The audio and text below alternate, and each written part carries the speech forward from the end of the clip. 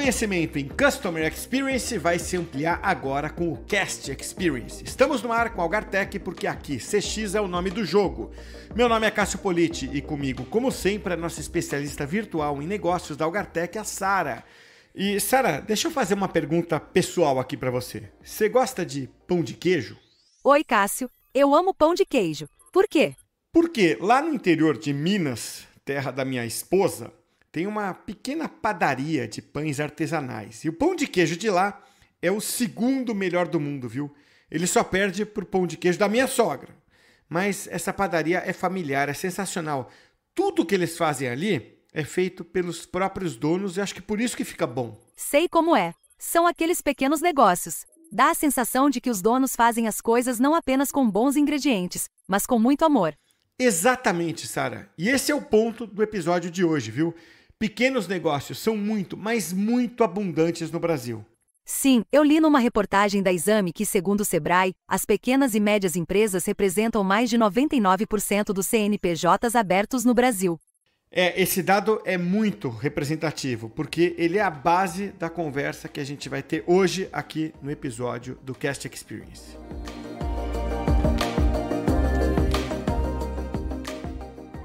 Para a conversa de hoje, eu tenho o prazer de receber aqui no podcast o Rubens Pellegrino, que é Head de Parcerias do BS2, Banco Digital 100% focado em pequenas e médias empresas, o que acaba sendo um grande diferencial competitivo para o próprio BS2 no mercado. Rubens, uma honra ter você aqui. Obrigado por aceitar o convite para bater esse papo com a gente hoje. Eu que agradeço, Cássio. É uma honra estar aqui falando com esse público aqui. Legal, é isso aí. Vamos lá, então. Queria bater um papo com você, né? Falando um pouco, né, da jornada, né, desse cliente, porque eu imagino, Rubens, que seja uma jornada muito particular, né? A gente, quando pensa ali em pessoa física, é uma jornada que você consegue visualizar baseado na sua própria experiência, ou talvez de pessoas próximas, né? Agora, quando é uma jornada, né, de um cliente, pessoa jurídica, e especialmente essas que a gente está falando do BS2, né, da pessoa jurídica pequena e média, né, as PMS, ela é uma jornada, imagino eu, particular, né, ou com certas peculiaridades. Como é que se dá, afinal, essa jornada? Olha, realmente, tem muita particularidade, né? Se você começa a comparar cenários de PF com PJ, realmente as diferenças são gritantes. A gente aqui, que a gente faz, Cássio, o trabalho principal para entender essas jornadas é estar próximo, né? Estar próximo do cliente, entender o que ele precisa, entender a necessidade dessas empresas. E o que a gente viu no tempo, né? Primeiro, tem que ser uma jornada facilitada. Esse pequeno empresário, ele tem necessidades bem específicas, mas mais do que necessidades específicas, ele normalmente é aquele guerreiro de capa, né? Ele está sozinho dentro da empresa fazendo absolutamente tudo. Então, eu preciso entregar jornadas que sejam rápidas, fáceis, e que a gente sempre trabalha aqui, e também percebendo com a experiência nossa de mercado e com tudo que vem acontecendo, ouvindo o cliente, é a necessidade de ter o humano dentro dessa história. Existe a necessidade de ter uma jornada não só digital, mas humanizada, que a gente fala, principalmente pelo fato que essas empresas, por vezes, precisam de orientação. Ela precisa saber qual é o melhor caminho, qual é o melhor produto para tratar a necessidade específica dela. Então, quando a gente monta essa jornada, a gente não pensa só num atendimento em autosserviço, como também como é que eu coloco um toque humanizado para fazer com que as contratações de produtos, o próprio onboarding desse cliente aqui para abertura de conta seja facilitado e assistido por pessoas que consigam ajudá-lo no momento que ele tenha como empresa. Então, esse eu acho que é o ponto principal aqui e é o trabalho principal que a gente faz e que particularmente eu acredito que precisa ser feito dentro de bancos digitais. E o aspecto digital, hein, Rubens? Ele faz diferença em que ponto? Porque você fala do pequeno empresário, né? Você está falando de uma massa, né, de maioria absoluta das empresas do Brasil É, são esse perfil, né? Mais que 90% das Mais que empresas hoje 90%. tem esse perfil. E por tabela, né, acabam sendo muito representativos para a economia do país. Claro, você vai pegar uma enterprise, ela vai ter ali, né, ela vai ser maior do que milhares de pequenos Sim, empresários. Mas quando você compara, né, ali o movimento da economia, você vai ver que é muito representativo. E então a gente está falando de um público muito heterogêneo, né, Rubens? Você vai falar desde sim. daquele startupeiro, sonhador que nasceu digital, até o comerciante que talvez ainda se enrole com a maquininha, né? Sim, sim. É, como é que entra o aspecto digital, né? Quer dizer, o componente digital nessa jornada tão heterogênea? O que a gente tem visto aqui, tá, Cássio? Principalmente nesse perfil de empresas, né, pequenas, né, porque não dá para falar de um nicho específico, porque é muito amplo mesmo, a gama é ampla demais. O que a gente vê é o seguinte: existe sim hoje já um conhecimento mínimo, principalmente de uso dentro de celular. É onde a gente avança e vê a utilização maior, né? Então, o mobile banking aqui, ele é bem e muito utilizado, principalmente porque, dependendo do perfil dessa empresa, é o que ele tem na mão, né, para trabalhar, para movimentar a conta. Então, é um empresário que está na rua, fazendo algum negócio, é um comerciante que está no ponto de venda dele, que talvez não tenha tempo ali de entrar efetivamente num computador para fazer isso. Então, hoje, né, iniciando aqui até a resposta desse tema, o mobile é a grande utilização desse perfil de público. Agora, é um pouco do que eu comentei. Como é que você faz, né, e distribui produtos através de um banco digital de maneira de aplicativos aqui, através do mobile, e acerta todos os públicos? Você não acerta, né? É difícil você entender a particularidade de cada um. É aí que vem a história da gente ter uma tratativa humanizada, né? Eu só vou conseguir efetivamente entender através do conhecimento que eu passo a ter e o contato com esses clientes, mas também, né, uma outra coisa que é super relevante, a gente trabalha muito bem também, são os dados, né? Então, a gente tem aqui uma visão de data-driven muito forte dentro da companhia. A gente está, nesse momento, inclusive, reestruturando, trouxemos pessoas de mercado aqui para reestruturar e ganhar uma presença muito mais forte de orientação de dados dentro desse cenário de banking, direcionamento de produtos, e é o que a gente acredita aqui que vai virar o jogo, né?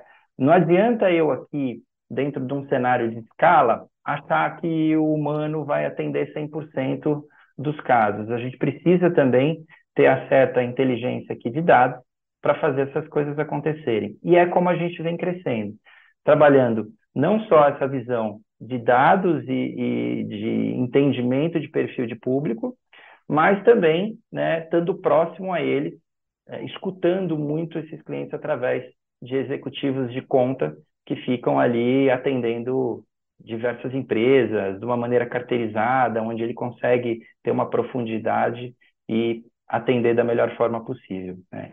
Logicamente, tem mais um item aqui que eu agrego, né, de conhecimento que nos ajuda bastante, e aí já puxando um pouquinho a sardinha para o meu lado aqui, que é a questão de parcerias, né? Quando a gente trabalha com parcerias, além de tudo, eu tenho aqui um desenho de perfil muito baseado no que este parceiro faz, no que esse parceiro conduz no mercado.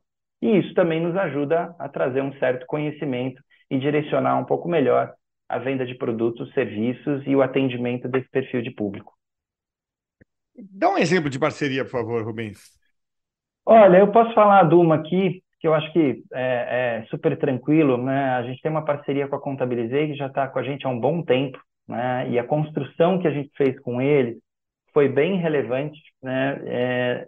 No seguinte sentido: a gente montou um processo automatizado dentro da própria contabilidade, onde dentro da contabilidade ele consegue ter acessos a produtos e esse processo vira fluido, né? Então, é o que se falava de uberização aqui de pagamentos, uberização de produtos e serviços. No fim, o que ele faz é, através da contabilidade, ele emite notas ou precisa fazer pagamentos, ele faz tudo isso dentro do ambiente da própria contabilidade.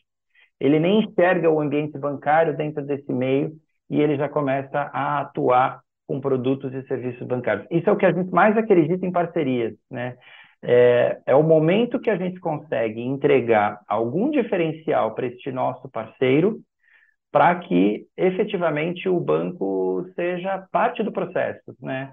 Ninguém gosta de banco hoje. A gente faz várias pesquisas aqui, empresas, PF, PJ, né? E todo mundo, infelizmente, enxerga o nosso setor como um mal necessário, né? Um mal necessário para movimentar a economia, para movimentar a empresa. Então, quando você entrega benefícios desta forma, a gente entende, né, e acredita que isso é um cenário de mudança relevante, não só para o ambiente bancário, mas também de entrega de serviço e produto. Então, a gente tem avançado muito em iniciativas nesses moldes, né? Iniciativas de uma maneira onde você está fazendo uma compra e tem uma oferta de crédito para no momento da compra da sua empresa, você já nasça numa condição diferenciada de pagamento, com crédito por trás daquele pagamento. A gente entende que os pagamentos podem ser automatizados de uma maneira dentro de plataformas onde a gente consiga fazer isso acontecer, mas também a gente entrega diferenciais como um banco com a cara do parceiro quando isso faz sentido, né? Recentemente a gente tem sido procurado por diversas empresas que querem entregar um banco para poder fazer um pagamento de um fornecedor dela. Então, um exemplo aqui que a gente acaba discutindo muito eu tenho uma relação com um cliente meu que eu faço pagamentos para ele por uma prestação de serviços e eu quero ter um banco com a minha cara onde eu deixo esse ecossistema inteiro com a minha cara para atender esse cliente ou esse fornecedor. A gente tem trabalhado muito em iniciativas como essa. Essas iniciativas têm dado muito resultado e sucesso, principalmente porque gera um reconhecimento de marca dessa empresa, dessa indústria, né? Com o ecossistema dela, de uma maneira que ele também consegue fazer um relacionamento maior com essas empresas. Aí eu vou dar exemplos aqui, né?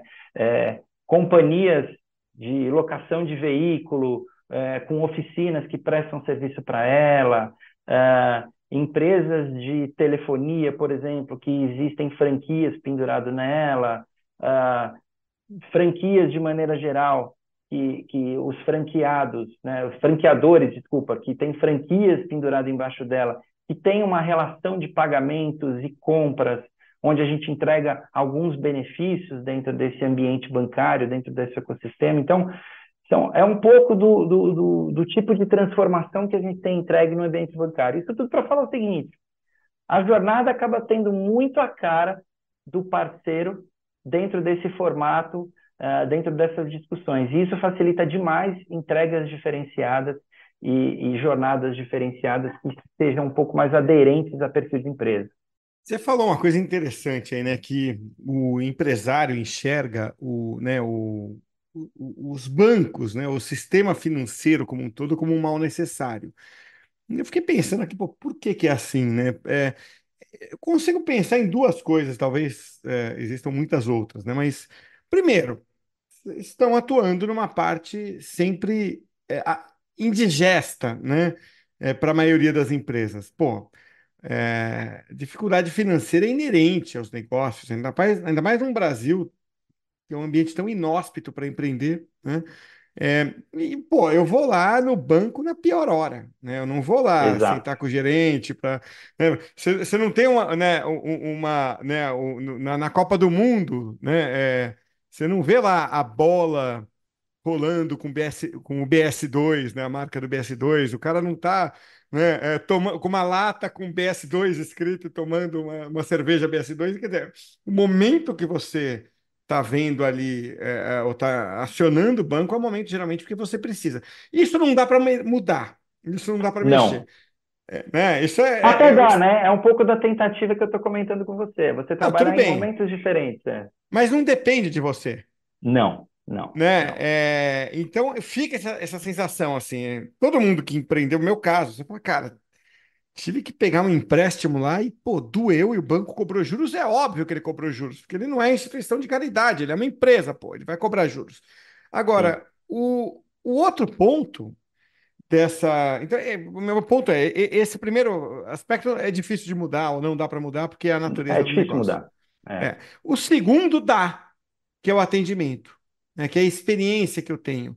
É a exato. forma como eu vivencio isso e também o dia a dia, né? Pô, eu quero às vezes ali ter, né, sei lá, uma operação financeira qualquer, às vezes um simples cartão de crédito. Eu quero que isso seja do jeito mais fluido possível. Aí que vem minha pergunta. Esse desafio está ficando mais difícil porque o estado da arte, né, para nós, eu vou comparar o BS2 não com o concorrente dele.